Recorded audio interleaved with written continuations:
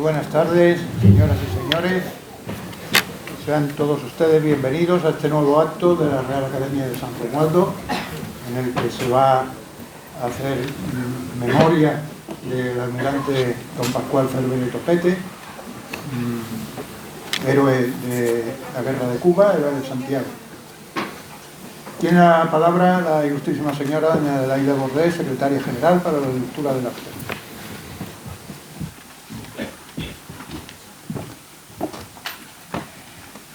En la sesión de Junta de Gobierno celebrada por esta Academia el pasado 23 de abril de 2022, recogida en el acta número 384, se acordó incluir en el programa de actos del presente curso 2023-2024 la conferencia titulada La esencia de Cervera, detalles que hicieron grande al almirante, 1839-1909, a cargo del ilustrísimo señor don Ángel Luis Cervera Fantoni, doctor en Historia y Economía. Será presentado por el ilustrísimo señor doctor don Juan Manuel García Cubellana de la Cruz, académico de esta. Muchas gracias, señora secretaria. Tiene la palabra el ilustrísimo señor don Juan Manuel García Cubellana de la Cruz para presentar al compareciente.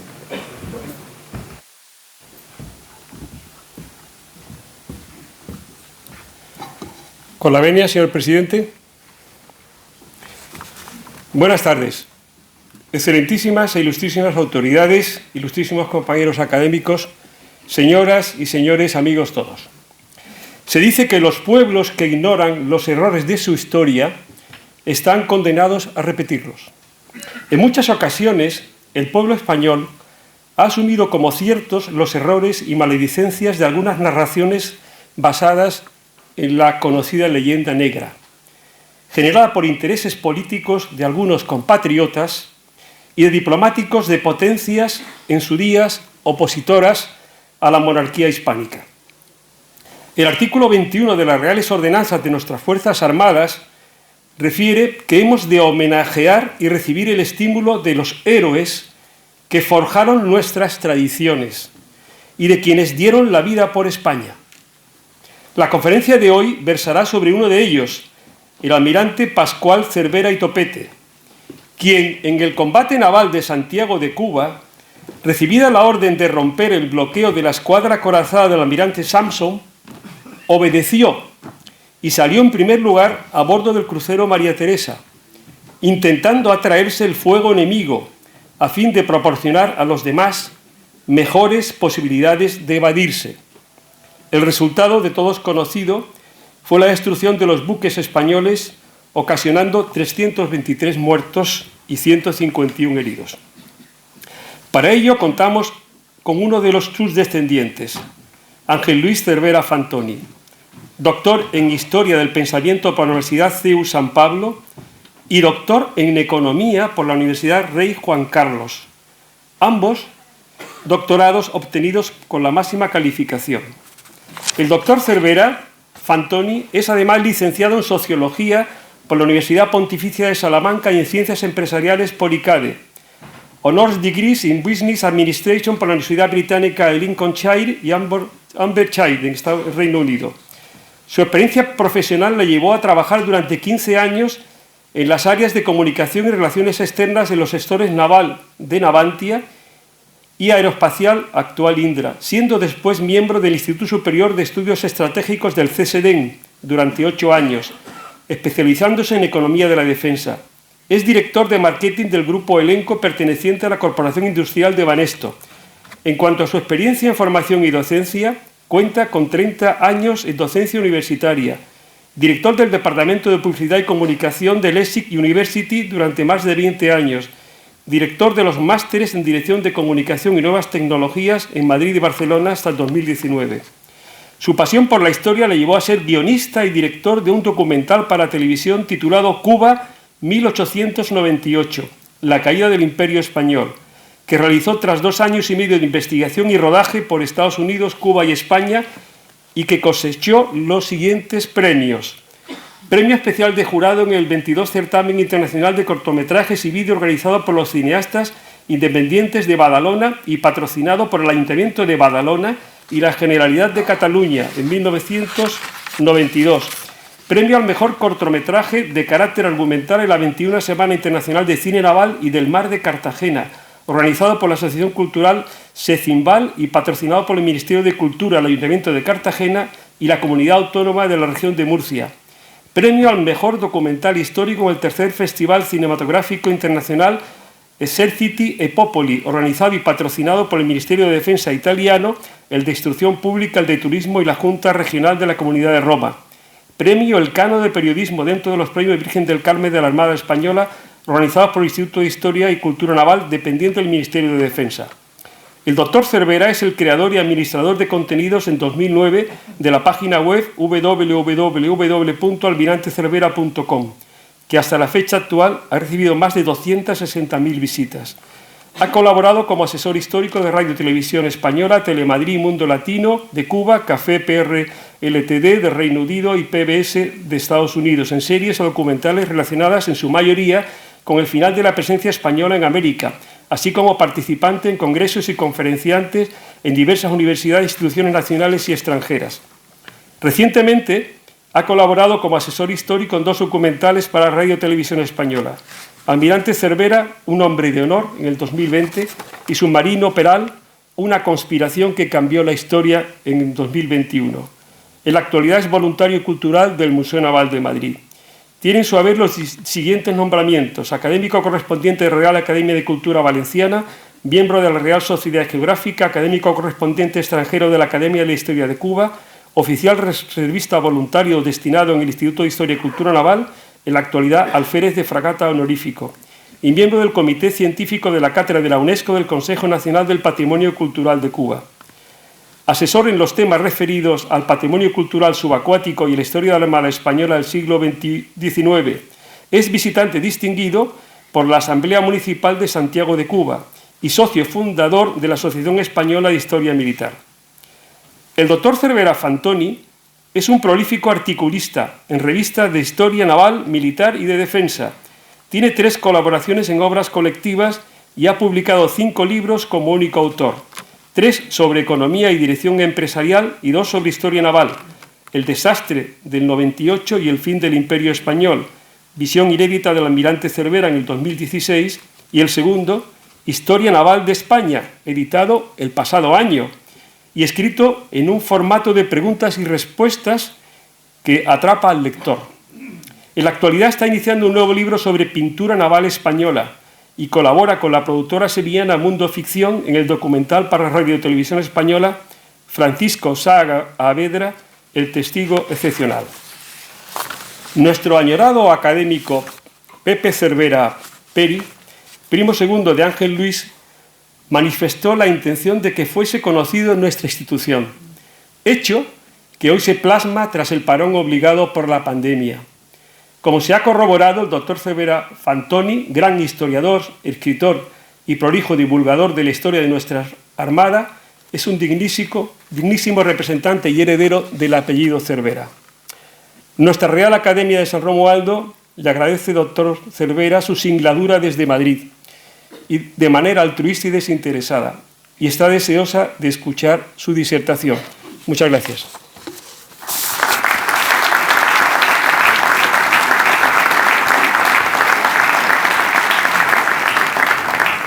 Muchas gracias, don Juan Manuel García Cubillana. Tiene la palabra el ilustrísimo señor doctor don Ángel Luis Cervera Fantoni para pronunciar su conferencia. Muchas gracias. Muchas gracias, señor presidente, autoridades, señoras y señores, buenas tardes. Bueno, para mí es un honor estar aquí con todos ustedes y compartir este rato de historia que lo voy a considerar como si fuera una de mis clases, una más de las cientos o miles de clases que he tenido a lo largo de 30 años de universidad, porque realmente ese es el recuerdo más inmediato que tengo, el recuerdo de mi actividad académica. Y como académico, pues he intentado que esta conferencia sí fuera un poco diferente a lo que he estado haciendo durante todos estos años atrás, especialmente porque este foro yo creo que es especialmente singular. Bueno, tan singular como que está, en primer lugar, dedicado a mi primo Pepe Cervera. Fue como un segundo padre y él me ayudó a profundizar en la historia. Yo era un economista y bueno, voy a pasar porque me estoy emocionando de verlo. Pero bueno, del que vamos a hablar realmente es de nuestro bisabuelo común, que es el almirante Cervera Topete Pascual. Esta es una bella estampa de Medina Sidonia, que es donde nació. Y aquí tenemos precisamente el origen de la esencia de Cervera. Es decir, todo lo que voy a contar, muchas cosas, todo el mundo está acostumbrado a conocer los avatares del conflicto armado, del combate naval, que se ha dicho por activa y por pasiva muchísimas veces, pero intenté que en esta conferencia hubiera elementos novedosos, es decir, que no se conocieran por nadie, ni siquiera por la propia familia. Y es por ello por lo que estoy especialmente ilusionado en que conozcamos algunas historias que nos permitan afirmar que esos detalles fueron los que hicieron grande al almirante. Esta es una imagen de Medina Sidonia en el siglo XIX, la entrada por la carretera de Chiclana, que muchos de ustedes conocen. Y como buenos alumnos, a partir de ahora voy a tutearles, si no les importa, porque así me encontraré más a gusto.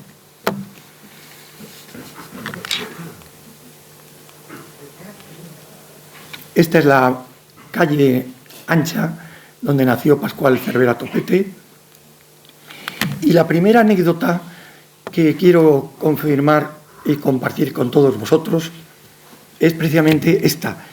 Cuando Pascual Cervera Topete tenía 9 años de edad y estaba precisamente con su padre, que es el que está a la izquierda, Juan Bautista Cervera Ferreras, y concretamente tuvo la necesidad de comprar unas botas nuevas en aquel momento, o sea, el hijo con el padre, y la adquirieron en alguna tienda del pueblo de Medina Sidonia. La compra se efectuó y de regreso a casa, con Pascual satisfecho con sus nuevas botas, sus nuevas y flamantes botas, pues se cruzaron por casualidad con un niño que estaba descalzo. La foto esta no es exactamente ese niño, pero es para que os podáis meter mucho más dentro de la historia. Y Pascual empezó a reírse del niño que andaba descalzo y mal vestido. Inmediatamente, su padre lo primero que hizo fue decirle que se quitara las botas, que se las quitara, y dirigiéndose al muchacho le dijo que se las pusiera, y como le venían bien, le dijo, pues quédate con ellas y vete. Claro, padre e hijo continuaron caminando, pero Pascual con los pies descalzos hasta llegar a su casa, después de la compra de esas botas que en definitiva fueron para un niño más necesitado que él. Este detalle yo creo que no lo olvidaría jamás Pascual en su vida. Esta es una imagen del Colegio Naval Militar, donde entró concretamente 4 años después, o sea, 4 años después de esta anécdota, que es muy significativa. Con 13 años, Cervera ingresó en el Colegio Naval. Y aquí hay un pequeño extracto de los gastos que en aquella época se medían por reales. Y aquí también incluso podemos ver un detalle curioso, que son las asignaturas que tenía en aquella época, en donde normalmente destacaba en casi todo. Estas son del primer semestre, y cuando cumplió 21 años, Pascual Cervera Topete recibió el despacho de alférez de navío. ¿Cómo se encontraba España en aquel periodo? Yo creo que mucha gente lo conoce y lo sabe bien, pero es bueno recordarlo. Y es que España en ese momento estaba desangrándose por todos los lados.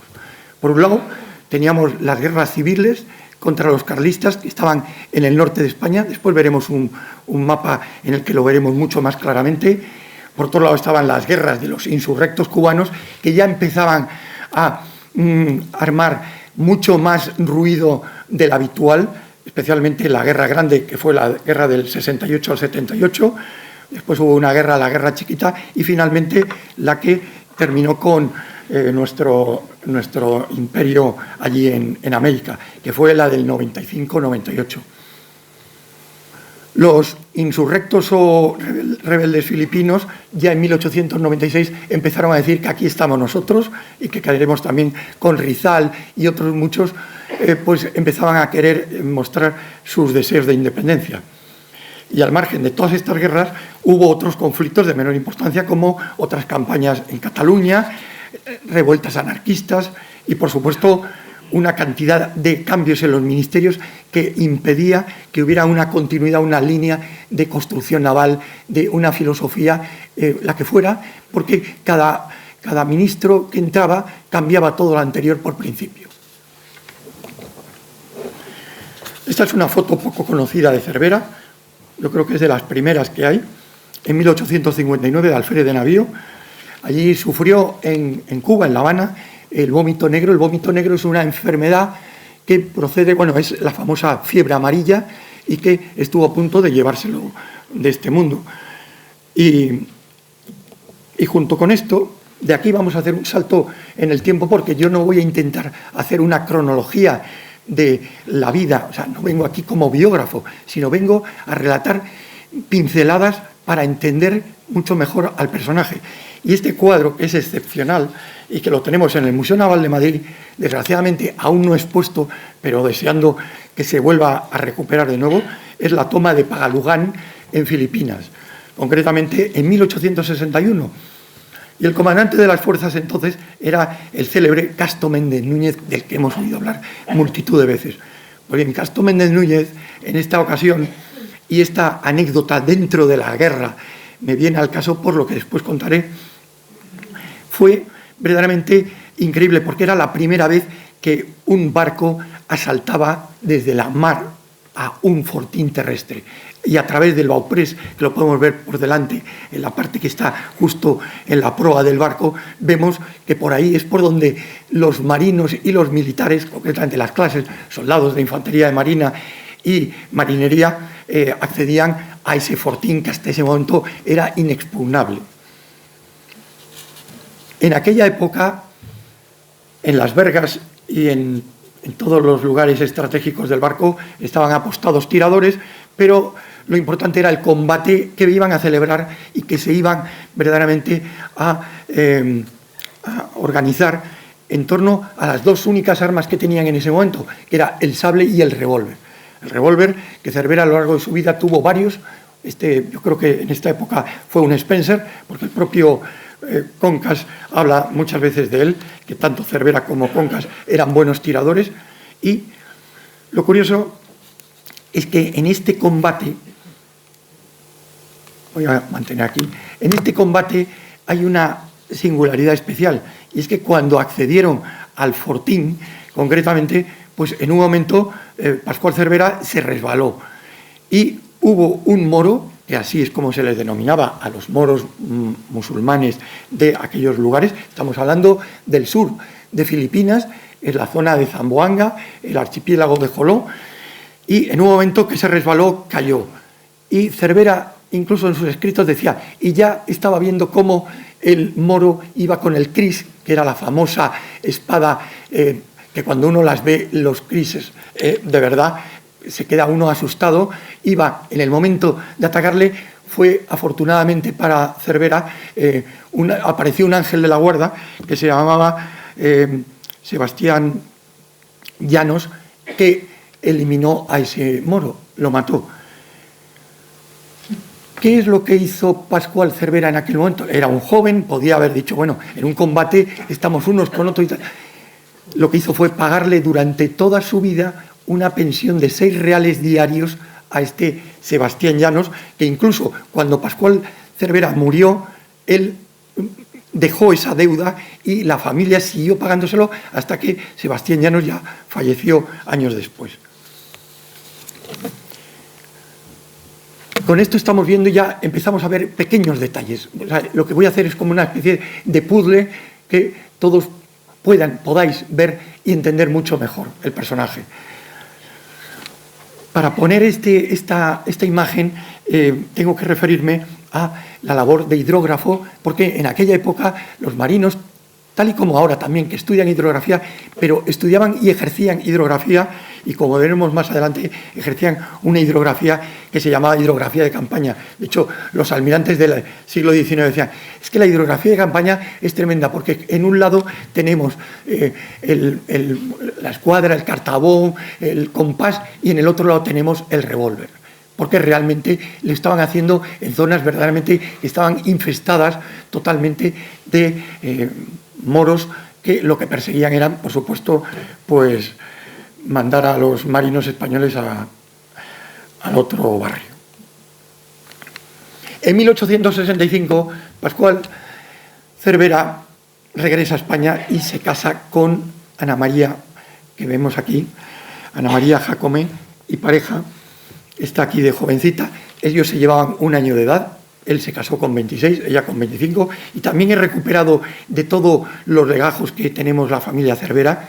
Esa es otra de las cosas que hemos tenido la suerte. O sea, el poder hacer una tesis doctoral de un Cervera firmado por otro Cervera tenía que ser algo verdaderamente inédito, porque si no, evidentemente, hubieran pensado que ¿cómo iba a haber hablado yo mal de un bisabuelo?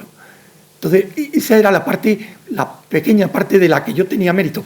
Pero aquí el mérito lo tienen verdaderamente los Cervera, que supieron recoger todos estos documentos, y aquí hay un documento de velaciones, que era precisamente el protocolo, la liturgia religiosa que acompañaba días después de la boda a los novios, en donde la ceremonia, que además tenía unas raíces mozárabes y judías, donde al novio se le cubría con una especie como de toquilla y a la mujer se le cubría la cabeza. Pues esa ceremonia de velaciones también la tenemos registrada. Y es muy bonito cuando uno lleva, como yo, que llevo ya varios años jubilado de la vida activa de la universidad, el poder disfrutar buceando en esta segunda vida mía, que es la de historiador. Como no tenía una imagen en donde estuviera Pascual y Ana con sus hijos de pequeño, pues he tenido que poner una con sus hijos ya de muy mayores. Están ahí incluso algunos, como vemos el de la derecha, que está viendo, sonriendo a su mujer, es mi abuelo, Ángel, con su mujer. Pues bien, el motivo de tener esta imagen es porque me llamó la atención ver la sobriedad y la austeridad de Cervera. Y leo: se caracterizaba por un profundo sentido de la austeridad en todos sus actos. Durante su estancia en Madrid, toda la familia se levantaba a las 6 de la mañana ayudando a sus hijos con sus lecciones escolares hasta las 9, en que marchaban a su despacho y los niños al colegio. Por las tardes volvía de nuevo a continuar ayudando a sus hijos y con las lecciones escolares explicándoles lo que no entendían, y una vez cenados leía libros profesionales o se daba un paseo hasta las 10 de la noche, en que se retiraba a descansar. Aquí los hijos son un poco mayores, como vemos. En 1868 estamos yendo por el túnel del tiempo, pasamos a 1868, donde aparece la famosa Revolución, la Gloriosa, que sé que muchos de vosotros conocéis muy bien, y en donde 3 generales, Prim, Serrano y Topete, precisamente el almirante Juan Bautista Topete, destronaron a la reina Isabel II, que está ahí a la izquierda. Tenemos en el Museo Naval de Madrid unos retratos de la reina Isabel II preciosos.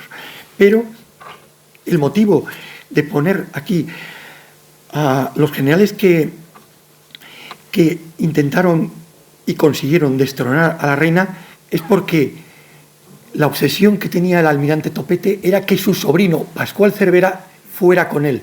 Y Pascual Cervera siempre se escaqueaba, siempre intentaba decir que, tío, que no, que muchas gracias, que es que tengo que ir a Filipinas, bueno, como el que dice que me tengo que ir ahora a Cádiz.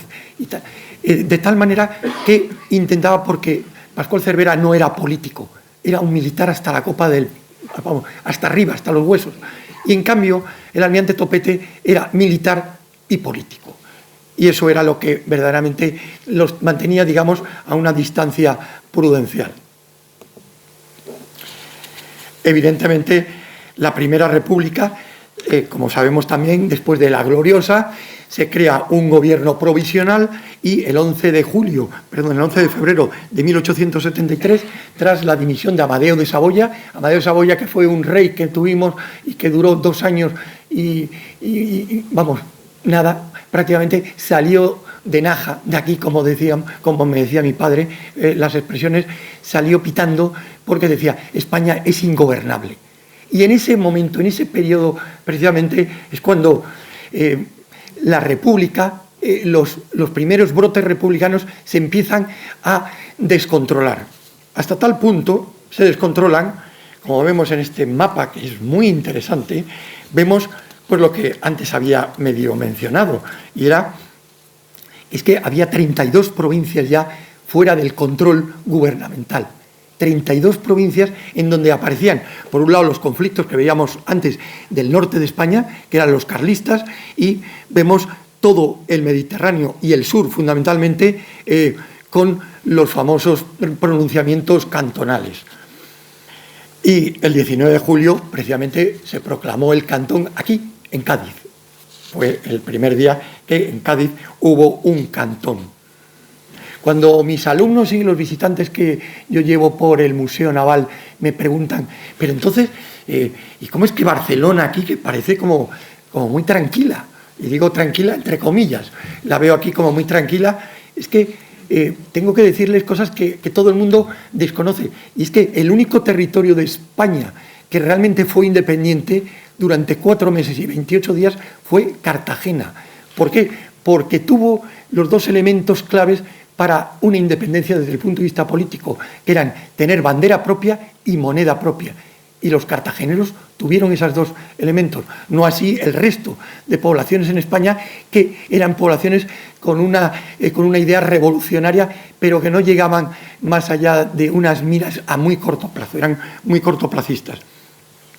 Lo cierto es que en el caso que nos ocupa y donde estamos aquí en San Fernando, prácticamente todo el cantón de Cádiz ya estaba extendiéndose hasta aquí, hasta San Fernando, y lo único que quedaba en San Fernando libre o liberado todavía era el Arsenal de la Carraca y la población que conocemos por San Carlos.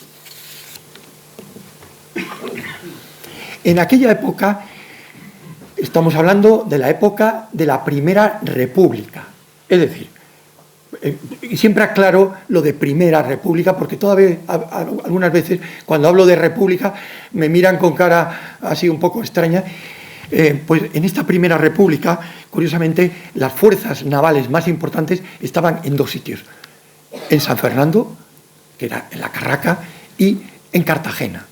Pero evidentemente el poderío más fuerte estaba en Cartagena. Las fragatas más potentes que tenía la Armada Española de entonces estaban en Cartagena. Aquí había unas fragatas. Y claro, cuando paseamos por el Museo Naval y vemos este cuadro, que me encanta verlo, y que los visitantes pasan por él un poco como diciendo, bueno, sí, vemos ahí unos barcos que están parados, y es la defensa de la Carraca. Precisamente es importantísimo ese momento, porque la historiografía cuenta que la defensa y lo que ocurrió después con el almirante Miguel Lobo Malagamba, por cierto también era un hombre nacido aquí en San Fernando, pues lo sorprendente es que la historia lo cuenta de una manera vaga, y en estas últimas semanas me he molestado en recuperar algunas denominaciones que, claro, cuando uno lo lee y encima es un jovencillo o un estudiante, y eso no lo puede entender, porque dice, entre otras cosas, tras laboriosas gestiones, 2 buques fueron devueltos al gobierno de Gibraltar. También se dice, a lo largo del 73, la escuadra del gobierno fue reforzándose con otras unidades. O las apresadas Vitoria y Almansa fueron devueltas al gobierno español gracias a la intervención decisiva de las deliberaciones. Punto. Y claro, aquí nos surge de nuevo a nuestro protagonista, que es por lo que estamos hablando. Primero, aquí, en la carraca, que si lo vemos la imagen a la izquierda, bueno, en el cuadro coge la fotografía, coge un poquito menos, está lo que se conoce por la residencia del almirante, que todos conocemos. Yo estuve viviendo ahí 2 años, cuando mi padre fue comandante general del Arsenal de la Carraca, pues ahí, en ese sitio precisamente, Cervera y un compañero suyo, Montojo, no Patricio, sino Eduardo Montojo, los dos decidieron que estas fragatas no podían caer en manos de los revolucionarios, que estaban a las puertas ya literalmente de San Fernando, ya habían atravesado la zona de San Carlos y estaban a punto de tomar todos estos barcos. Estos barcos prácticamente eran islotes cantonales ya, porque la revolución estaba ya dentro de los barcos. Pues bien, la historia no cuenta que Cervera y Montojo se repartieron los barcos que había ahí, que eran concretamente la fragata, la primera, las Navas de Tolosa, la ciudad de Cádiz, en fin, había una serie de fragatas, y lo que decidieron fue ir a cada una de ellas a intentar convencer a las dotaciones de los barcos que no podían hacer lo que querían hacer, sino que si eran revolucionarios, que se fueran, porque esos barcos pertenecían al gobierno de la República, al gobierno constitucional de aquel momento.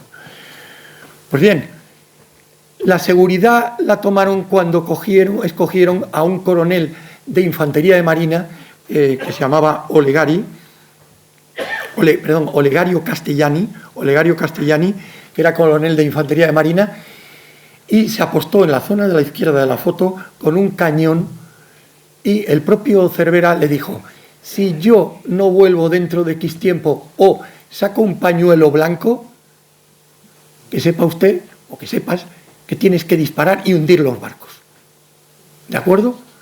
Y claro, esto fue lo que verdaderamente hizo que en ese momento estos barcos que estaban ya a punto de entrar bajo el territorio cantonal, en cuyo caso hubiera sido una extensión, como decíamos antes, de lo que había ya en Cartagena, pues entonces la revolución ya estaba absolutamente garantizada. Y sin embargo, cuando entraron, concretamente Cervera, donde tuvo problemas fue en el primer buque, en las Navas de Tolosa, porque varias veces quisieron asesinarlo, matarlo allí mismo. Pero en ese momento Castellani, con una bocina de la época, advirtió que tenía el cañón cargado, y evidentemente se podía ver desde el barco que los cañones estaban preparados, y dijo: si hacen algo voy a hundirlos.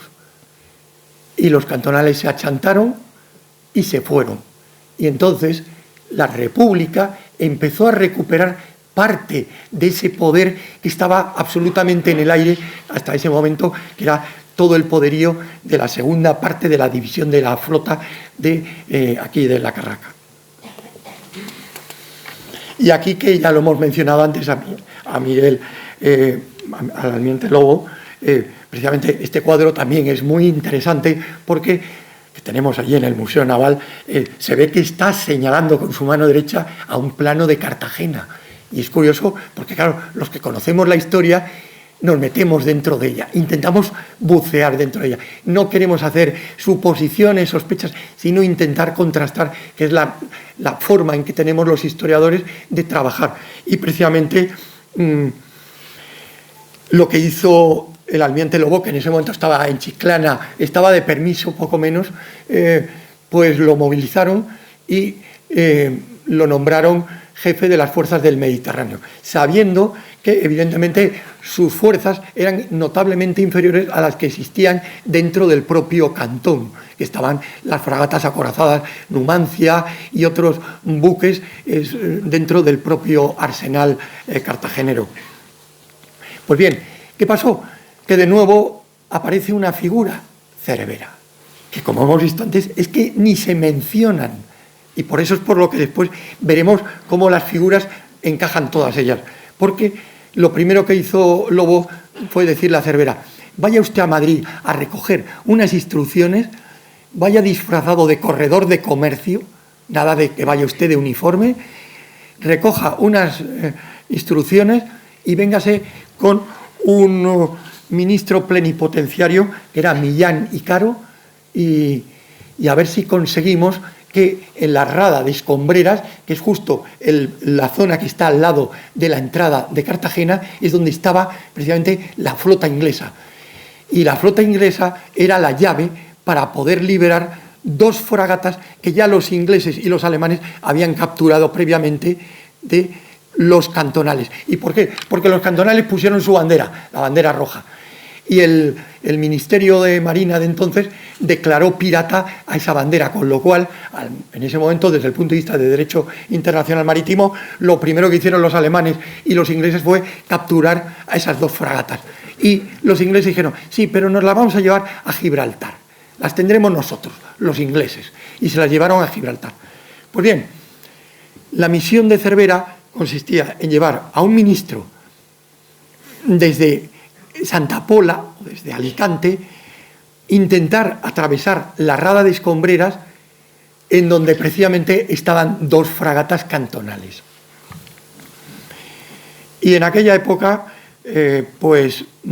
sucedió algo muy parecido a lo que vemos ahora cuando estamos viendo las películas de ahora actuales, de operaciones militares, de comandos, etcétera, porque lo que hizo Cervera fue disfrazar la goleta Prosperidad, que era una goleta que solamente daba 6 nudos, era muy lenta, y entonces la disfrazó como si fuera un buque correo de los franceses que venían de Orán. Como él había estado en Tolón y conocía bien el francés también, pues entonces lo que decidió fue dar las órdenes en voz alta en francés y en voz baja a los miembros de su dotación, de la tripulación de la goleta. De tal manera que todos iban de paisano, no iban de uniforme, pusieron una bandera francesa desplegada y entraron por la noche delante de todas las fragatas cantonales, que por supuesto estaban siempre con las calderas encendidas, previendo por si acaso un ataque de la Marina, de la Armada Constitucional de la época, que era la Armada Republicana. Pues bien, entraron haciendo todo alarde, con todas las luces del barco, dando las órdenes en francés, y por supuesto, claro, el truco, la treta funcionó, porque los propios cantonales vieron que el buque era un francés que entraba dentro y lo dejaron pasar.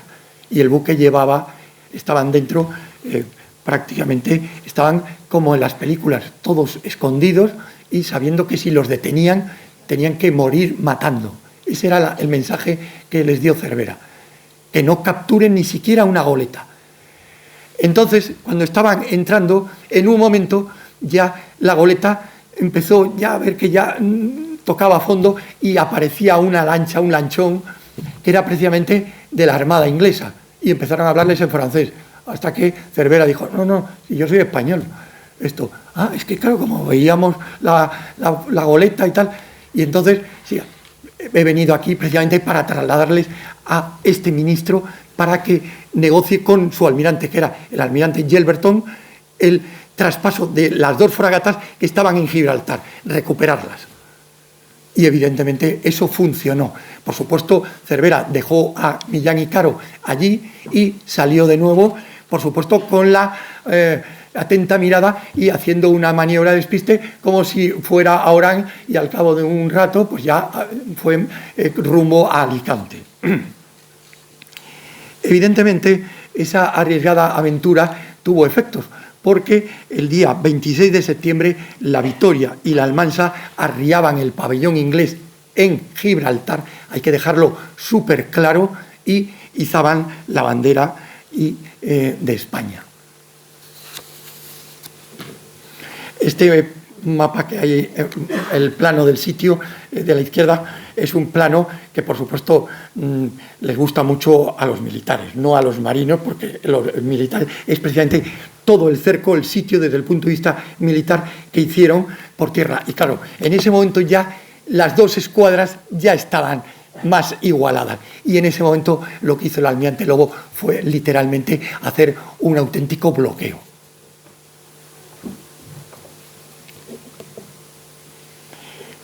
Hubo un combate que, como anécdota nada más, el combate de Portman, es el único combate en la historia donde las dos escuadras tienen la misma bandera, la bandera de España. Y uno podría decir, bueno, los cantonales tendrían la suya. No, los cantonales acababan de perder unos días antes uno de sus barcos porque tenía su bandera, la roja, y un buque inglés los capturó.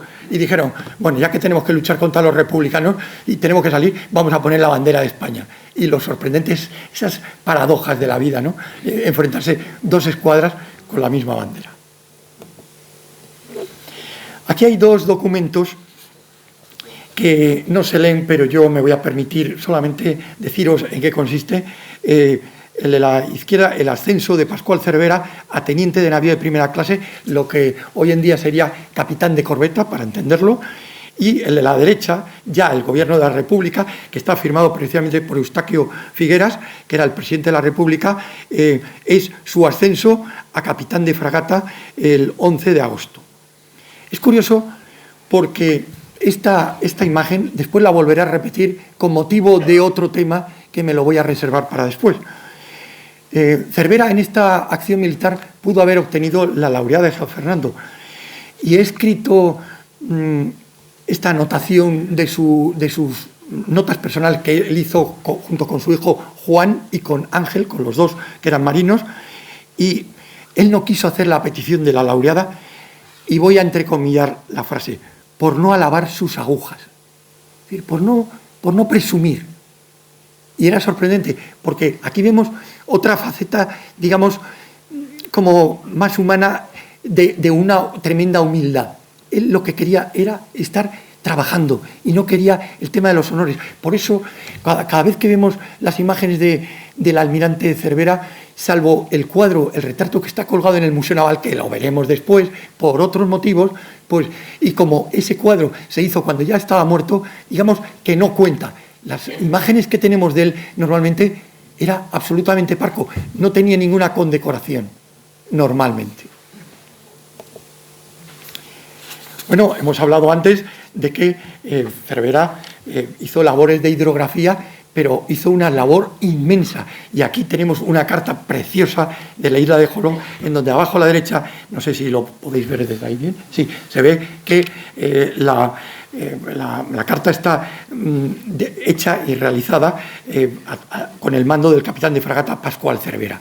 Claro, estuvieron haciendo muchísimas cartas, y cuando uno va al Instituto Hidrográfico que tenemos aquí en Cádiz, y aquí cuando hemos estado haciendo, incluso y cuando hicimos el documental de Cervera, es que estar viendo las cartas y que las firmaban continuamente, pero con esa observación, con un revólver al lado, que era impresionante. Esto me lo decía precisamente una teniente de navío que era cartógrafa.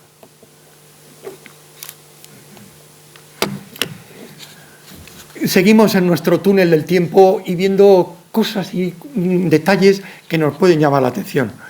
Y vemos, eso que se ve ahí es un diccionario de malayo. Y claro, ¿por qué? Porque durante 2 años tuvo que estar trabajando con espías malayos, precisamente para combatir la insurrección por una parte, y por otro lado la piratería que existía con los datos que eran como los señores de la guerra que hemos conocido en el Oriente cercano, pues en el área oriental o en el área de allí de Asia se llamaban datos. Y curiosamente lo que hizo es que no se fiaba de los traductores oficiales, y lo que hizo fue aprender malayo. Este es un cuaderno, precisamente este no es de Cervera, ahora veremos otra cosa de Cervera. Este lo cogí porque lo tenemos en el Museo Naval, que es muy bonito. ¿Y por qué es bonito? Porque es un diccionario malayo con términos marítimos relacionados con la adquisición de suministros, es decir, para compra de víveres, etcétera. Que, digamos, era una especie de chuleta que utilizaban en aquella época los militares, que tenían que comprar en esos territorios tan alejados de la metrópoli. Pero esto sí que es de Cervera. Es una carta escrita al Dato Hassin en malayo en marzo de 1876. Y claro, esto hace o provoca como consecuencia que cada vez que él recibía en su despacho, allí en Joló, a los líderes, digamos, de aquellas islas, pues él los recibía nunca con ningún arma, ni con un sable, ni con un revólver, los recibía a pelo, así de claro. Y claro, los malayos le tuvieron un respeto tremendo, porque no solamente él era súper valiente desde ese punto de vista, sino que además encima les hablaba y les entendía, lo cual era algo dificilísimo, salvo para los sacerdotes jesuitas que estaban evidentemente trabajando o que llevaban allí muchos años. En un momento de leer, para refrescar cosas de Cervera en el año 76, hay un momento que Cervera les dice a los comandantes de los cañoneros que había en la parte, como vuelvo a decir, la zona sur del archipiélago de las Filipinas, el lugar peor del mundo para poder ser destinado. Así de claro, porque era un lugar alejado, estaba totalmente aislado y encima era el núcleo de lo que hoy en día, en el siglo XXI, es ni más ni menos que Al-Qaeda. O sea, cuando estamos oyendo hablar el terrorismo islámico, lo curioso es que, sorprendentemente, uno de los puntos de nacimiento están ahí, en esa zona, en Joló, y allí estaba Cervera. Bueno, pues en un momento Cervera faltó de quinina, y quinina le faltaba pues precisamente para combatir la malaria que afectaba a muchos de los soldados y de los marinos que estaban allí, entre ellos a él mismo. Él tenía malaria, y le escribe a los comandantes esta orden: comandante, diríjase a Zamboanga y no vuelva hasta traer quinina. Si no la hay allí, siga hasta Manila y reclámela con autoridad. Si no se la quieren dar, venda un ancla del cañonero y cómprela. Y si no basta un ancla, venda un cañón. 2, todos. Pero tiene usted permiso bajo mi responsabilidad, todo, pero menos volver sin quinina.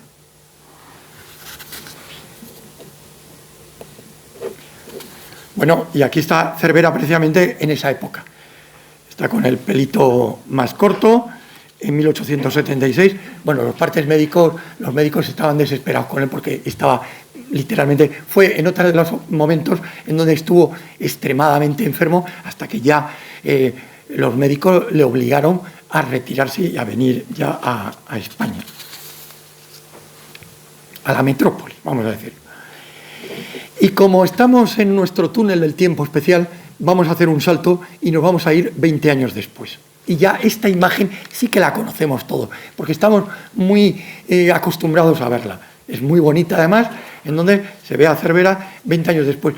Pero a mí lo que me interesa es reflejar aquí, como vuelvo a decir que no vengo como biógrafo, sino vengo a simplemente recuperar algunos elementos olvidados por parte incluso de los biógrafos oficiales, en algunos casos, es concretamente esta imagen. Una imagen que curiosamente era una imagen de fantasía, porque era la imagen que la prensa estaba en ese momento distribuyendo antes del conflicto con los Estados Unidos, de la guerra, diciendo: pues es que con esta armada es que podemos destrozar a los americanos, a los gringos, los vamos a machacar, porque además es un conjunto de hombres de todas las razas, chinos, negros, blancos. Eso es imposible que eso funcione, sin saber cómo eran los americanos de la época, sobre todo, y además la armada. No estoy hablando ni siquiera del ejército. La armada era extraordinariamente diferente y totalmente potente. Pues bien, esta era una imagen de fantasía en donde aparecen datos totalmente manipulados. Aquí aparecen barcos que se entregaron a la armada 13 años, no 13 días, 13 años después. O sea, con lo cual tenemos que ver realmente las fuerzas que tenía Cervera y los almirantes de la época, no lo que la prensa decía. Y claro, cuando decía, no, debido a su gran celo, usted haga por... pero ¿cómo que gran celo? Si es que esto es lo que tengo, esto es lo que puedo tener. Y si vemos a la izquierda, que se ve en blanco, un crucero que era lo más moderno que tenía entonces la Armada Española, y la tenía Cervera, es el crucero Cristóbal Colón, que lo tenemos ahí. pero es curioso porque está sin los cañones de romper, los cañones de 254 milímetros. Este barco, que ahora lo vemos así, lo vemos como viejo, era el Noa Más en aquella época. Venía de los astilleros Ansaldo, de Génova, de Italia, y lo curioso es que antes de partir para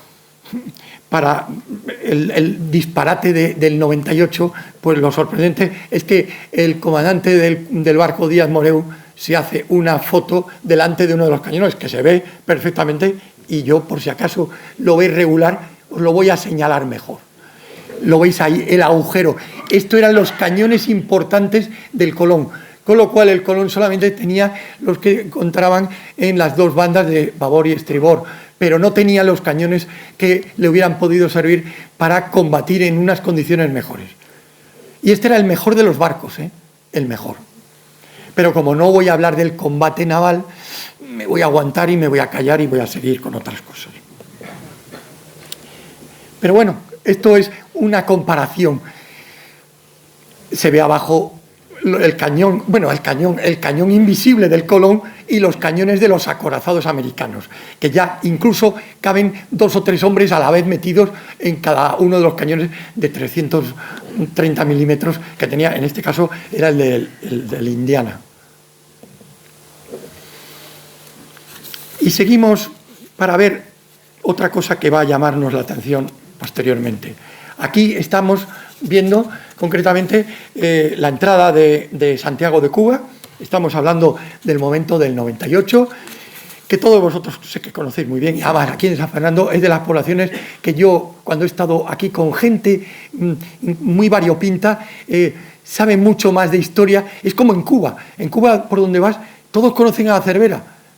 Y es curioso porque en otros lados están denostándolo y tal, y sin embargo en Cuba le tienen un respeto y un cariño tremendo. Pues bien, aquí estamos viendo cómo se ve la ensenada de Santiago de Cuba y al fondo está la escuadra americana bloqueando el tema.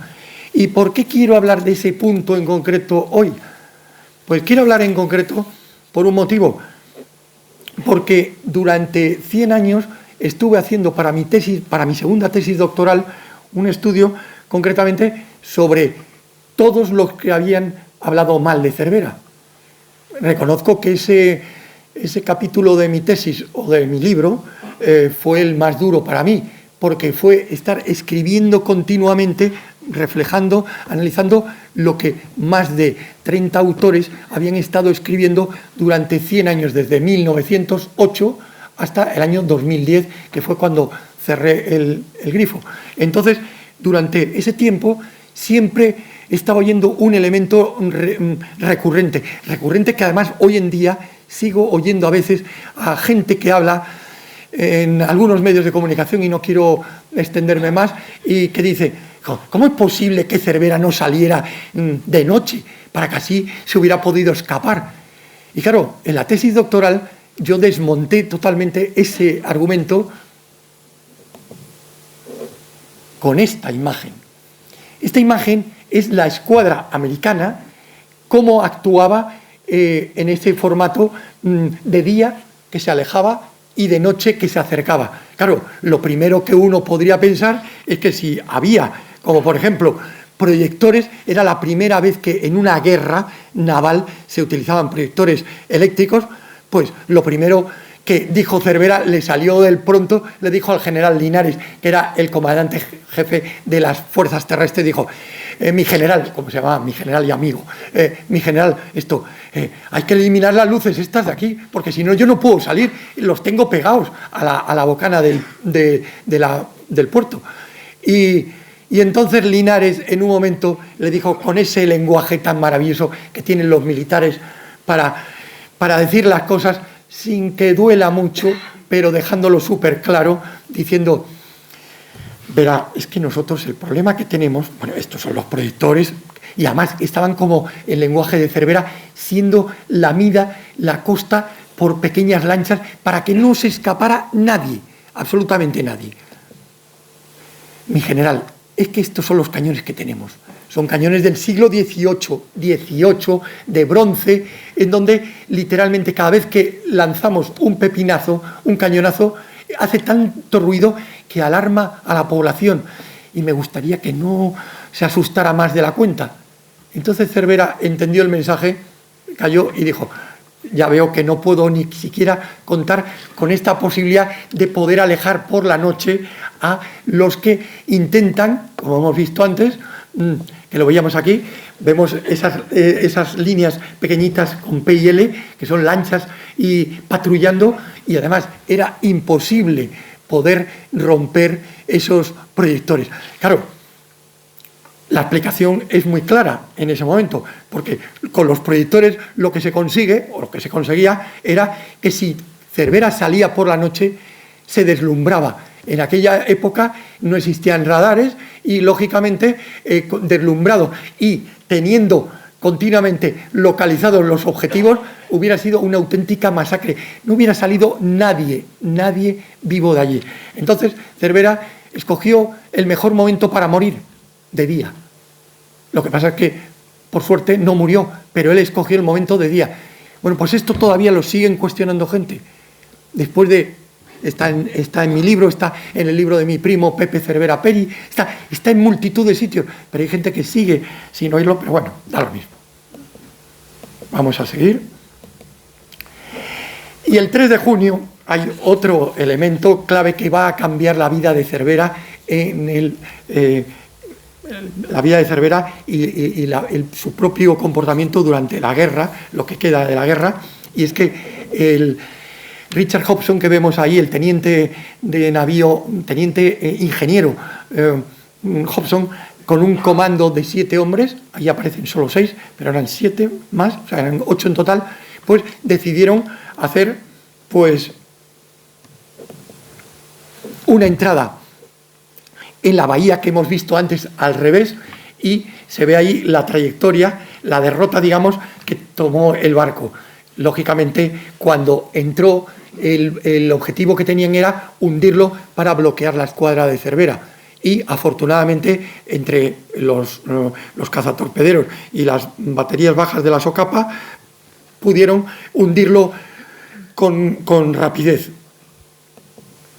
Y aquí se ve, claro, como no tenemos fotos de la época, sí que tenemos lo que yo llamo los fotoperiodistas de la época, que son dibujantes que intentaban reproducir lo mejor posible lo que ocurría. Y ahí vemos que el barco, el vapor, se está ya hundiendo y salen los 8 hombres a bordo, pero con la mala suerte que la lancha que tenían, que era una especie de Zodiac de la época, volcó, y en ese momento, volcando, en vez de llevar a los marinos americanos fuera del puerto, ocurrió justo lo contrario, estaban entrando. Y Cervera, en una lancha exploradora, pasó por allí y lo detuvo. Y entonces, ¿qué ocurrió? Pues que Cervera lo primero que dijo fue: sí, enhorabuena, habéis sido un héroe, pero desde hoy sois prisioneros del Reino de España. Y entonces Cervera los mandó al castillo del Morro de Santiago, presos a los 8 hombres que habían hecho esto. Pero Cervera llegó mucho más lejos, porque como había visto cómo se jugaron el tipo estos marinos por lo que ellos estaban luchando, pues Cervera lo que hizo fue llamar a su comandante, a su jefe de Estado Mayor, que era Joaquín Bustamante, y le dijo: Bustamante, comuníquele al almirante americano que hemos capturado a todos los marinos, a todo el comando, y que están prisioneros, pero dígales que están bien de salud, que le digan a sus familias que estén tranquilos, que están bien, que le den los objetos de tipo personal, porque en aquel momento había penuria, y esto es casi como un chiste de Gila. Es como un chiste de Gila ver a un barquito pequeño que sale de la bocana del puerto. En ese barquito le para la lancha que hay aquí en la imagen, que esa es la lancha del almirante Samson, y recoge al oficial, al segundo de la escuadra de Cervera. O sea, no estamos hablando que mandó a uno del montón, no, mandó al segundo de su escuadra para decirles que dijeran a los familiares que estaban todos sanos y que los iban a cuidar muy bien y tal. Claro, esas escenas son irreproducibles, porque claro, todos los americanos apuntando a Joaquín Bustamante y Joaquín Bustamante esperando a que les llegaran los elementos pues para para podérselo dar a los prisioneros americanos, ¿no? Y en un momento Bustamante tuvo la genial frase de decir: ustedes nos están complicando la salida, ¿eh? Entre medias de todo eso fue el típico humor negro que los americanos se callaron, pero bueno. Durante todos los días desde el 3 de junio hasta el 3 de julio, que fue el combate naval, Cervera estuvo todos los días sabiendo de los prisioneros, concretamente. Ahí está una imagen, aquí está Cervera vestido de gala, claro, el dibujante ahí se pasó 3 pueblos, porque estaban, como es lógico, íbamos a decir, diríamos casi con traje de faena, porque los barcos los estaban moviendo continuamente, los espías cubanos que tenían los americanos tenían que estar cambiando las posiciones para que los bombardeos no impactaran sobre los buques de la escuadra de Cervera. Y esta es la única imagen que pongo del combate. Este es un cuadro que tenemos también en el Museo Naval y en donde se ve, precisamente, vemos al buque que está a la izquierda, que es el Infanta María Teresa, que es el buque insignia donde va Cervera y su hijo Ángel, uno como almirante y el otro como teniente de navío y ayudante de su padre, el único barco que hace frente a toda la escuadra americana con objeto de atraer los fuegos, los blancos, y hacer que intentaran romper el bloqueo el resto de la escuadra. Todos sabemos que eso no se consiguió, sino que ocurrió lo que cabía esperar y que Cervera había preconizado y había hecho ya la premonición mucho tiempo atrás. No porque fuera un hombre pesimista, como todavía sigo oyendo que hay gente que dice, que hablan de Cervera en esas líneas, sino que era el hombre más realista del mundo, porque entre otras cosas, cuando dicen, es que Cervera parece que no conocía sus barcos bien, y los conocía mejor que nadie, es el único almirante del siglo XIX que dirigió 2 astilleros, en Tolón, con el acorazado, ni más ni menos, con el acorazado Pelayo, y en los astilleros de Bilbao, de Sestao, los 3 cruceros, el Vizcaya, el Infanta María Teresa y el almirante Oquendo. Bueno, pues esta es la imagen que aparece y que, claro, cuando hay que explicarles a la gente todo esto, pues uno tiene que dosificar el tiempo y administrarlo bien para dejar a cada cosa en su justo lugar. Esta imagen vemos precisamente a Hobson, que ya es liberado de la prisión que tenía en el Castillo del Morro, como había dicho hace un momento. Y cuando está liberado, como decimos aquí, empezó a alargar. ¿Pero alargar qué? A decir cómo le habían tratado los españoles, que fue extraordinariamente bien. De hecho, los militares que mantenían a los 8 prisioneros norteamericanos comían 2 veces al día, los militares, y ellos tenían 3 comidas al día. Entonces, claro, al principio los americanos, a través de la prensa amarilla de Pulitzer y de Hearst americana, poco menos que pensaban que los españoles los iban a matar, se los iban a comer, iban a hacer canibalismo, iban a hacer verdaderas barbaridades. Y claro, este hombre dijo, no, todo lo contrario. De hecho, tengo que poner un telegrama del propio Hobson, que lo primero que hace, el 22 de julio, ya Cervera ha sido destruida su escuadra, Cervera ha sido enviado a Nápoles y le envía a Nápoles, como vemos aquí, un telegrama deseándole lo mejor, interesándose por Cervera. O sea, por el enemigo.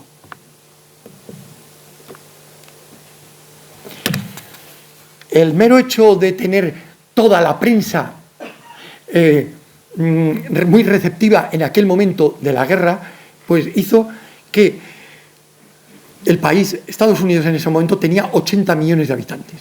80. España tenía 18 millones. Pues bien, 80 millones de habitantes que supieron por las agencias de noticias de la época, lo que nosotros conocemos ahora como la agencia EFE o las que conocemos habitualmente Europa Press y tal, pues el equivalente, pero en Estados Unidos. Y lo sorprendente es que todas las noticias que se publicaron en los periódicos hablaban de todo esto y de lo que hicieron los españoles en este tema, y concretamente Cervera. Y es que llegó a 1.700 periódicos que había en Estados Unidos. 1.700, no eran 10 o 12, o como aquí que teníamos El Imparcial, blanco y negro, teníamos 3 o 4 importantes y después teníamos publicaciones menores. Aquí era justo lo contrario. De hecho, el New York Journal, que es uno de los más importantes, en esos días estaban verdaderamente soliviantados. Y en las puertas del periódico, que estamos aquí cogiendo una imagen preciosa de 1898, con las banderas muy patriotas, por un lado, de Estados Unidos, y también escondidas por ahí las de Cuba, que están metidas, pues se ve a la gente interesándose por las noticias del momento. Porque además, claro, porque no tenemos tiempo, porque el análisis de las fotografías, cuando uno se pone a analizarlas con detalle, descubre muchísimas cosas. Y seguimos entonces en nuestra especie como de recorrido por el tiempo y entramos en la Academia Naval de Annapolis, que era donde estuvo prisionero Cervera. Cervera estuvo prisionero en Annapolis y también estuvieron en Norfolk y en Portsmouth todos los marinos que estaban o bien heridos y estuvieron en el hospital de Norfolk. Entonces, esa fue otra de las suertes que yo tuve de poderlo visitar. Yo ya iba por segunda vez a Estados Unidos, a la Academia Naval de Annapolis. Y allí, en Annapolis, el almirante McNair, que lo tenemos arriba a la izquierda, era el almirante que llevaba toda la Academia Naval. Como vemos ahí, la casa que aparece ahí, eso no es un chalet de las afueras de Annapolis. Esas son la casa del almirante y de las visitas ilustres. Y ahí estaba alojado Cervera. Es decir, era prisionero, pero estaba ahí. Y lo sorprendente es que los americanos no le decían prisionero. No, retenido, para ser más suave. Pero el colmo, y esto no lo sabe casi nadie, le hicieron papel de cartas a Cervera. Y al colmo, le dijeron, para que usted se pueda comunicar con quien quiera y tal. Por supuesto, censuraremos las cartas y tal, porque tenemos cartas con el sobre censurado por la administración militar norteamericana, pero el mero hecho de que le prepararan papel de cartas para poder escribir al resto del mundo, en donde simplemente ponían Cervera, vamos, esto no se ha visto en ningún lado. Y mucho más cuando pensamos que Cervera aquí era prisionero. Esta es una estampa muy interesante porque vemos que está toda la plana mayor de Cervera. Vemos que a su derecha, abajo, hay un sacerdote que es el padre superior de los redentoristas, la única iglesia que había en esa zona, Annapolis católica. Pues estuvo este sacerdote continuamente visitándoles continuamente. Y ahí aparece Eulate, bueno, aparecen algunos de los comandantes, pero evidentemente ya como estamos en Annapolis, nos faltan 3 de los comandantes de Cervera, que eran Bustamante, que era el que había salido en barco y que murió en las lomas de San Juan, precisamente a caballo, defendiendo con un grupo de 40 soldados de infantería de marina una posición. Y murió literalmente el primer disparo que mataron a su caballo, le volvieron a dar otro caballo, o sea, un marino a caballo. Lazaga, que Juan Lazaga, Juan Bautista Lazaga, que era el comandante del Oquendo, que también murió en el combate, y también de vez en cuando vemos algún comentario negativo de cómo murió, y evidentemente murió como un héroe. Y finalmente Fernando Villamil, que era el comandante de la escuadrilla de torpederos. Claro, cuando dice, es que Cervera debía haber salido con los cazatorpederos verdaderamente a volverles loco a los americanos. Es que tenía 2 unidades navales. Y según palabras de los propios americanos, eran 2 cáscaras de nuez. Cáscaras de nuez. Y además no tenían apenas protección. Con lo cual, con un cañón de tiro rápido, literalmente se los cargaban a todos. Esta era la puerta de la Academia Naval de Annapolis en 1898. Pero cuando estuve allí la última vez, quise saber más. Y me conseguí un plano de la época y la flecha roja señala precisamente esto, la puerta. Y el círculo rojo aparece la única iglesia católica que hay todavía allí, que es St. Mary, que está prácticamente, había que atravesar la población. Era un pueblo que emergía y era un pueblo muy naval. ¿Por qué? Porque todo el terreno de arriba de la derecha era la Academia Naval de Annápolis. Y no hay que olvidar que la Academia Naval de Annápolis, para el que no lo sepa, es la academia naval más grande del mundo, con más de 4.500 guardiamarinas y 600 profesores. Si uno compara eso con nuestra escuela naval, la que tenemos preciosa en Marín, Pontevedra, y que conocemos, pues evidentemente hay una diferencia notable en tamaño. Pues bien, apunté esto porque a mí me interesaba ver el recorrido que hacía Cervera. ¿Y qué recorrido hacía? Pues aquí lo vemos, a Cervera andando por la calle. No necesitaba protección, no lo iban a matar ni a asesinar, al revés, casi le protegían.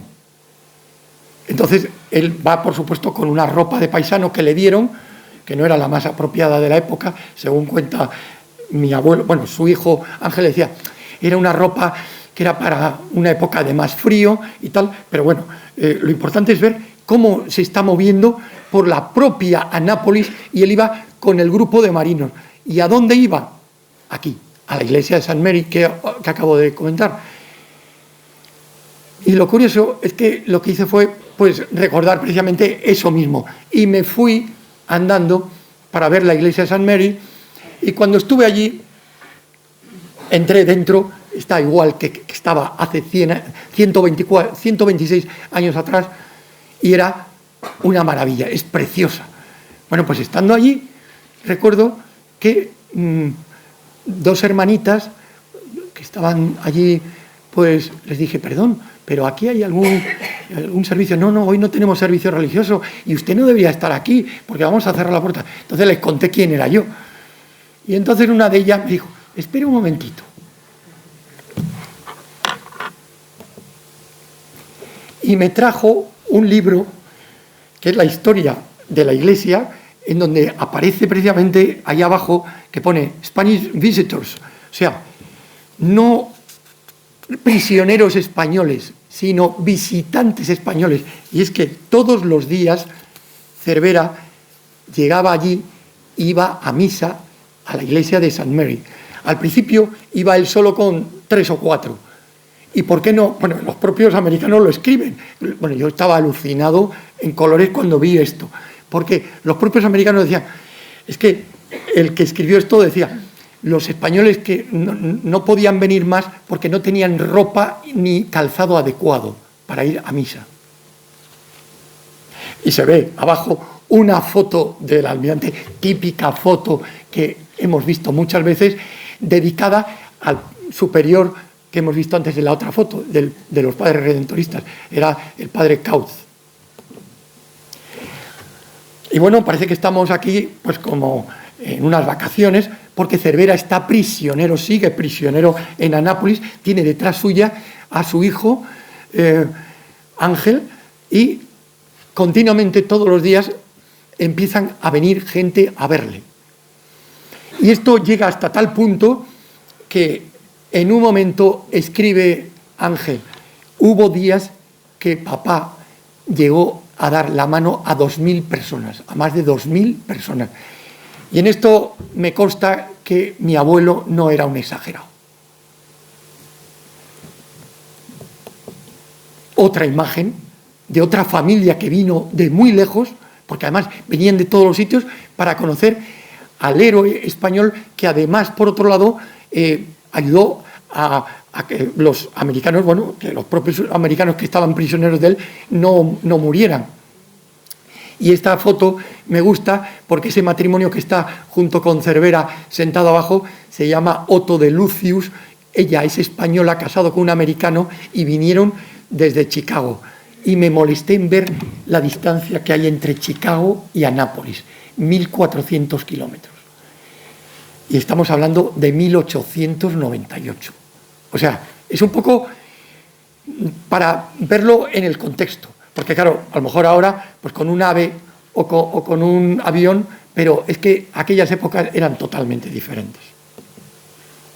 Y aquí es otra visita que le hicieron, y que está Cervera con su hijo y con otra familia. Bueno, hay muchas más de estas. Un elemento clave fue el deseo suyo de estar viendo y ver cómo estaban sus dotaciones, sus prisioneros. Y entonces aparece él ahí con el sombrero de hongo en primer lugar, su hijo detrás, y a la derecha suya un americano que le va llevando. Y por supuesto en ese momento ya lo que en un principio apareció como hemos hablado antes, con lo de Hobson, ya se empieza a extender la idea en Estados Unidos. Aquí en España no se sabía nada, y lo poco que se sabía era casi contrario. Pues los periódicos locales empiezan a decir multitud de cosas. Cervera vendrá a las 5 de la tarde, como vemos ahí arriba a la izquierda, o sea, algo increíble, o sea, de una manera como si fuera una estrella de rock de la época, porque verdaderamente había gente en algunas estaciones de ferrocarril que estaban esperando a la llegada de Cervera, y en un par de ellas he podido llegar a leer que la policía tenía que aguantar a la gente, no porque quisieran linchar a los españoles que iban a visitar a los prisioneros y a los heridos, sino para homenajearles, y con bandas de música de la época. Claro, yo no salía de mi asombro. Aquí vemos la cola que se organizaba para saludarle a él personalmente en la isla de Sibio. Y aquí es una imagen de, claro, habían cerca de 1.700 prisioneros, pues cómo lavaban los cubiertos después de comer. Y claro, Cervera se enfrentó al comandante de este campo de concentración, más que de prisioneros, y se quejó amargamente al almirante Magner, y entonces lo primero que hicieron fue defenestrar al comandante, que era un coronel del ejército, y cambiaron totalmente las instalaciones para que los prisioneros españoles estuvieran mejor todavía. Aquí, de hecho, se ve a algunos de ellos en un barracón, marineros de su escuadra, y aquí heridos del hospital de Norfolk.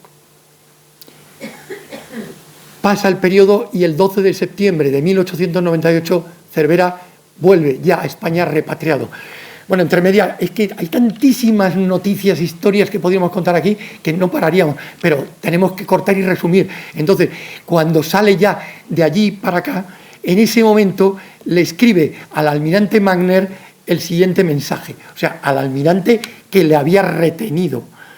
Al dejar este país, permítame saludarlo deseándole toda clase de prosperidad, o sea, al enemigo. Al enemigo se le escribe de esta manera. Claro, esto no lo podían entender aquí en España, de ninguna manera.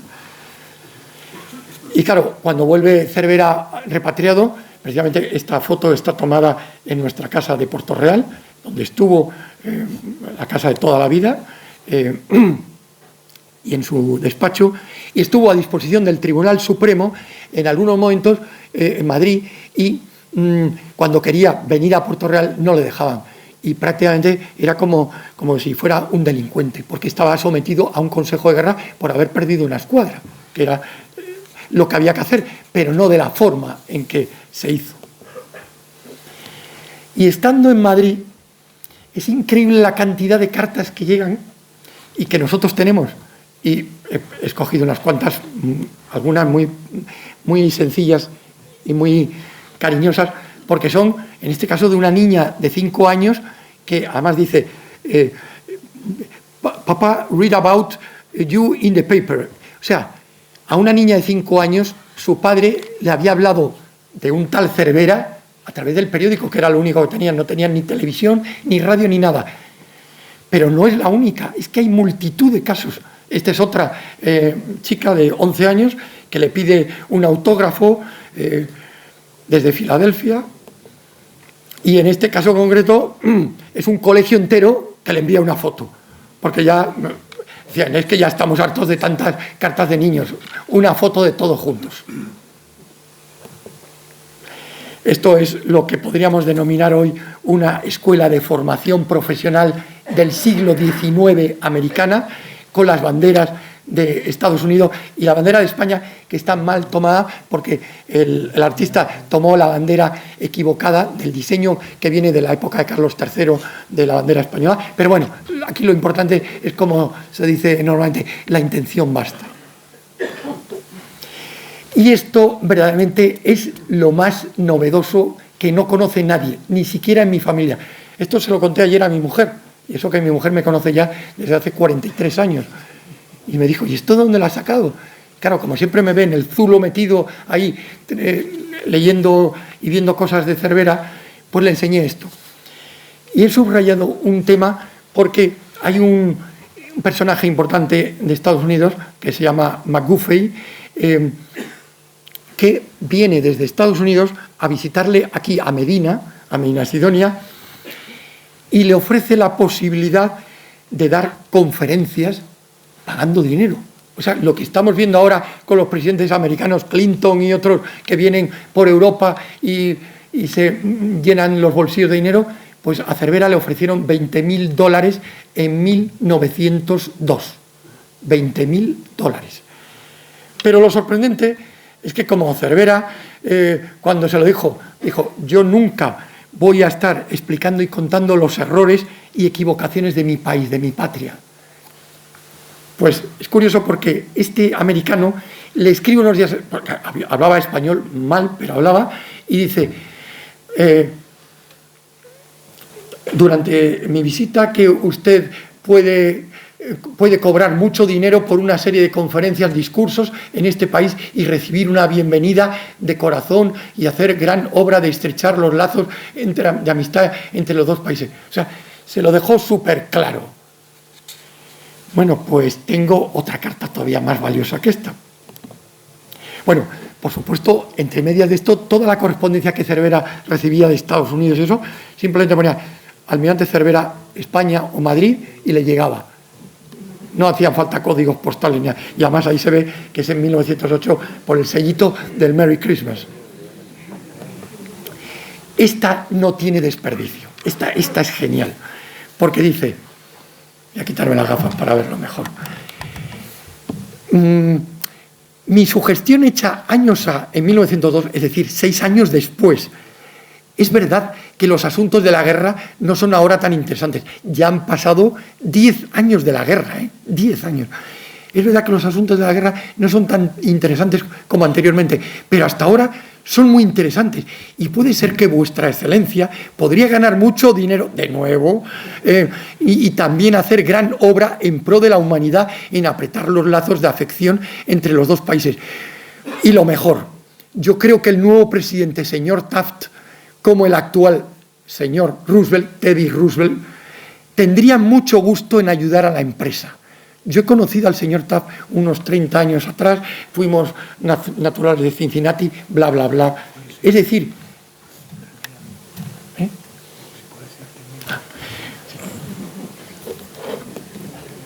bueno, el First National Bank también aseguró cosas. Bueno, perdón. Esto es un memorial que se ha entregado aquí al Museo Naval de San Fernando. Lo entregamos al coronel director, que mi hermano y yo lo entregamos en 1919, que es del memorial. Hay multitud de cosas. ¿Y por qué señalaba antes lo del tema de las medallas republicanas? ¿Y por qué? Pues sencillamente porque cuando en 2018 la alcaldesa de Barcelona criticó a Cervera por facha, pues evidentemente desconocía que Cervera, que aquí lo vemos en el Museo Naval, concretamente vemos, esta es una imagen hecha, un cuadro hecho en 1926, ya Cervera había muerto hacía ya bastante tiempo, y entre las medallas que tiene, que es importante, la única que tiene un almirante del siglo XIX en el Museo Naval otorgada por la República es Cervera, y es esta, concretamente. Casualmente, o sea que podía haber sido otro almirante, pero es que fue este precisamente. Por supuesto, Cervera siguió teniendo calles en algunos lados, aquí en San Fernando hay una, y la única placa de Barcelona, cuando Ada Colau la quitó, la pude conseguir yo de un primo mío sacerdote y es la que tengo en la puerta de mi casa. En el año 1903 el ABC hizo un sondeo, después de tantos años, después de la guerra, quién sería su mejor ministro de Marina. El mejor ministro de Marina, el general Cervera, es decir, el vencido de Cuba. Y aquí se ve a la familia Cervera, concretamente una parte, por supuesto, de las ramas 2 y 3, de 1908, ya un año antes de morir, en donde se ve a Cervera. Y Cervera tenía algo especial, porque contagió de una manera especial, y todos los que están con el círculo verde son, o fueron, o llegarían a ser marinos de la Armada Española, 11 de esta foto. Y de los 11, 5 almirantes. Entre ellos está en los brazos de mi abuela, mi padre, que está con una bola roja delante. Cerveradas en 1916. Tuvimos hace una muy poco aquí, en el 2023, que yo no pude porque tuve por primera vez a mi nieta, y claro, mi nieta era casi tan importante como la Cerverada, pero la dejé aparcada. Mi bisabuela, de joven, de adulta y ya de anciana, con sus 2 anillos, el suyo y el de su marido. Y lo último era que hice un estudio para ver la decisión de Cervera de día con sociólogos, con un equipo de investigación, para ver realmente cuántos descendientes de todos los 1.600 que salieron vivos por salir de día, que sobrevivieron. Y según mis cálculos, que lo hice con un estudio súper profesional, primero como sociólogo, pero después lo hice con una empresa, me dieron esta impresionante cifra. 175.000 personas pudimos nacer gracias a la decisión de Cervera de salir de día y no de noche, entre ellos yo. El libro que hice es el resumen de todo el tema. El documental que salió en televisión, del que se ha hablado antes, es un documental que se ha aparecido 5 veces en televisión, en la 2, lo cual es rarísimo, porque la 2 normalmente suele hacer 2 como muchas, y ya llevamos 5 reediciones. Cuando pude ir a Estados Unidos y entrevistarme con el almirante americano, era la primera vez que conseguía que un almirante de 3 estrellas pudiera decirme lo que yo quería oír, que Cervera lo trataron ellos como Cervera trató a los americanos con anterioridad. Esta fue la entrevista que tuvimos allí en Anápolis. Esto es viendo en Filadelfia el crucero Olimpia, que yo quería ver eso de que el grosor de las protecciones de los buques americanos eran de 40 centímetros y los buques españoles eran 3. Y yo no me lo creía. Y yo tuve que verlo, y como Santo Tomás, allí lo vi. Con mi hijo y con mi hermano buceé en los pecios y, por supuesto, abracé la tarja que hay allí en el fondo del almirante Oquendo. Y ya la última es mi actividad como guía voluntario del Museo Naval, que como los guías cobran dinero, los voluntarios no cobramos, sino que en algunos casos pagaríamos dinero por hacer esto, con niños, mayores y con todo el mundo. Y perdón si me he extendido más de la cuenta. Muchísimas gracias por su atención.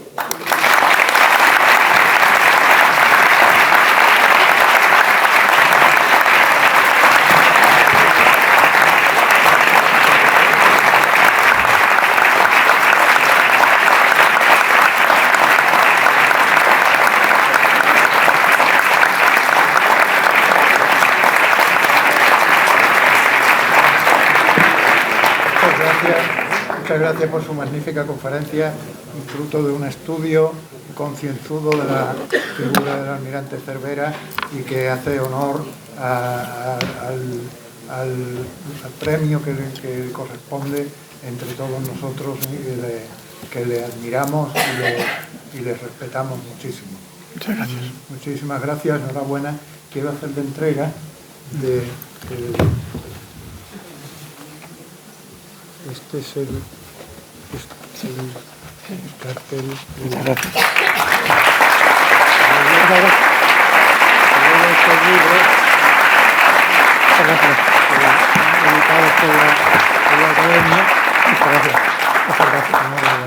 Gracias a todos por venir. La Real Academia de San Romualdo les agradece su presencia, las autoridades civiles, militares,